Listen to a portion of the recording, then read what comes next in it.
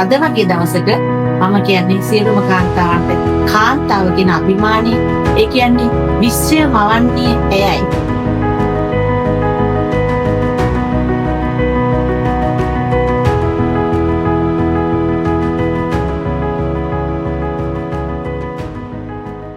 Police නිලධාරියෙක් කියන්නේ සැබෑම කාන්තාවක්.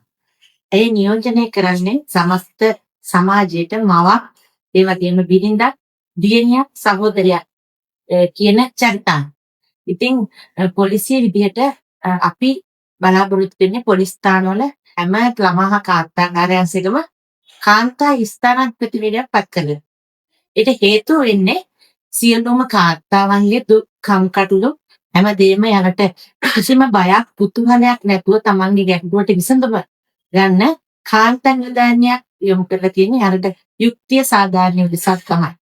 ඒ වගේමයි සියලුම කාන්තාවන්ට දෙන පණිවිඩය කාන්තාව කියන්නේ කාගේවත් වද හිංසාවට, අසමානකම් වලට, ඒ වගේම සමාජයේ පහත් තත්ත්වයකට වෙන්න ඕන කෙනෙක් නෙමෙයි.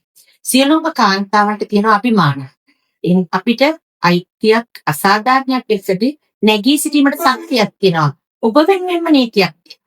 ඔබට යම්තරික පීඩාවක් තියෙනවනම්, ඔබට සමස්ත සමාජයේ බලපෑමක් සිද්ධ වෙනවනම් නීතිය හැමතිස්සෙම බත්සක්. ඉතින් එනිදා අද වගේ දවසක මම කියන්නේ සියලුම කාන්තාවන්ට කාන්තාව කියන අභිමානය, ඒ කියන්නේ විශ්වය මවන්නේ එයයි. දරු නලවන්නේ එයයි. ඒ සුන්දරත්වය තුළින් අභිමානයක් කරා යන්න සියලුම දෙනාට අවශ්‍ය ශක්තිය ලැබෙන්න කියලා තමයි අද වගේ දිනයක ප්‍රාර්ථනා කරන්නේ.